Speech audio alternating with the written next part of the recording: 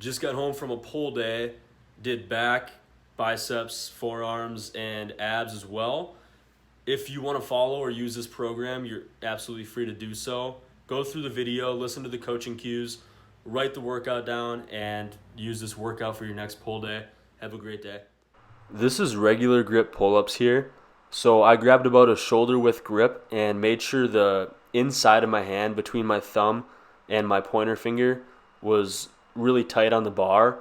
And I pulled myself up and almost thought about pulling my chest through the bar.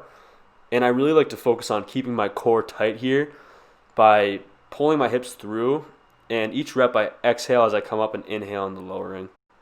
Next up, we did some wide grip pull-ups. So you can see I grabbed a little bit wider. Same grip with my hands, getting the bar between my finger and my thumb and really getting it tight in there. And exhaling as I come up, bringing my chest through the bar, trying to keep my chest up, and inhaling as I lower, keeping the core tight here as well. If they get hard, I swing through a little bit forward, getting the abs engaged. With chin-ups, I do the underhand grip, obviously, and I like to get about a shoulder-width grip. This is really good for the biceps as well as the back. If you can keep the chest up and try not to let your chest cave forward, that's going to be really important for chin-ups here. And focus on pulling yourself through that bar and swing your legs forward a little bit if you want to engage the abs. Finally here, we finish with some row grip pull-ups. So I grabbed, it's a side grip here. And I like to think about myself just doing a row, just pulling my body weight. And here I like to keep the abs tight as well by pulling the hips through. And I was getting a little fatigued here towards the end, so I stopped a few times. And even if you can only hit partial reps, finish off with partials because those will be really good for growth. Next up, we did dumbbell rows. I did 3 sets of 8 on dumbbell rows. I like to use the bench to balance here. And I really try to keep my weight on the same side as I'm pulling with. So here I try to keep a lot of my weight on my right foot as I row back.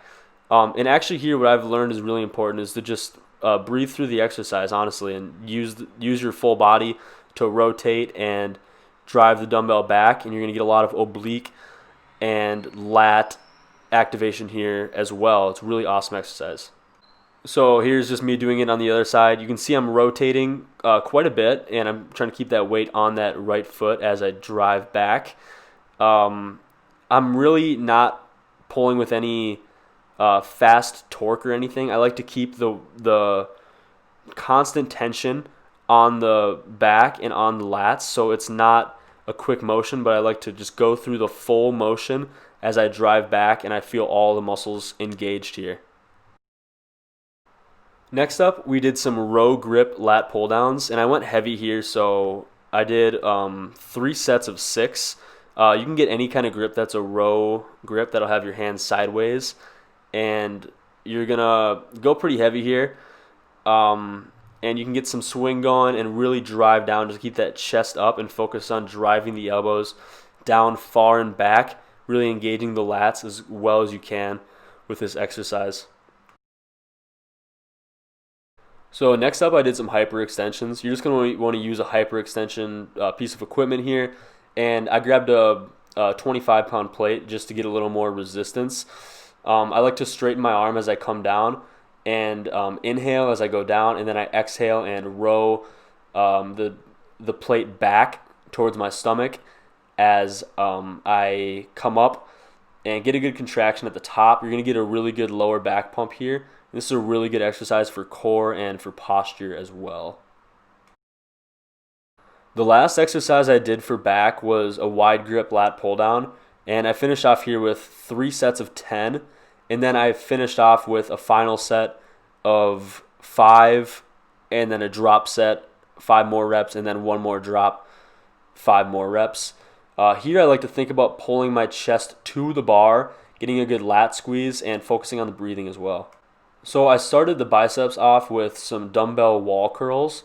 Here I'm really trying to get my whole back of my upper arm, so my tricep and my rear delts, all staying pressed firmly against the wall and making this motion a complete bicep movement. A really good way to do this is to think about having the dumbbell kind of on the end of your hand too, and just pulling, trying to focus on pulling with that bicep, not so much with the forearm. So here you can see how I set up from the side. I got everything flat against the wall, and then the elbow stays where it's at, and all of the motion occurs in the elbow down. My whole upper elbow up is staying flat against the wall, and this is making it very concentrated on the biceps specifically. It's a really good way to engage the biceps and to just get them going with this workout. For the rest of the workout, the biceps just pumped like crazy, and I could feel really good contractions with them. So the next exercise I did was the dumbbell seated curl. I did 3 sets of 10 here, and I focused on exhaling as I came up and inhaling on the negative, controlling both, but really getting a good squeeze at the top of each rep. And I really focused on keeping the dumbbell out toward my fingers here as well. And that helps me build more tension in the bicep, and it makes it so the curls are harder, so you're going to have to go a little lighter, but you're going to feel them a lot more. So it helps a lot with bicep growth, in my opinion, and with my in my experience with growing the biceps. And the last thing we did for the lifting aspect was the reverse cable curl. I just used a somewhat like a V-bar here that you usually use for tricep pushdowns, and I just did reverse curls with it. I went kind of heavy so you can see I'm swinging a little bit, but that was more to get the forearms burning. I wanted to finish off this workout by kind of nailing the forearms, so that was the goal here. And I think I ended up doing 5 sets of 10 on the cable forearm curls. And what I like to focus on is not letting that bar rotate all the way down, and it really builds a lot of tension in the forearm. So great exercise for building forearms. And then last up, I just finished with an ab circuit. I did 3 sets of this, and we started with cable crunch. I did 10 reps of cable crunch.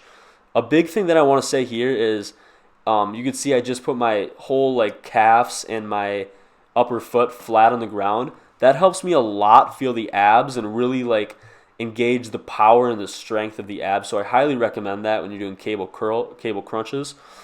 And then I finished off with 12 reps on a cable oblique crunch where I lowered the weight a little bit.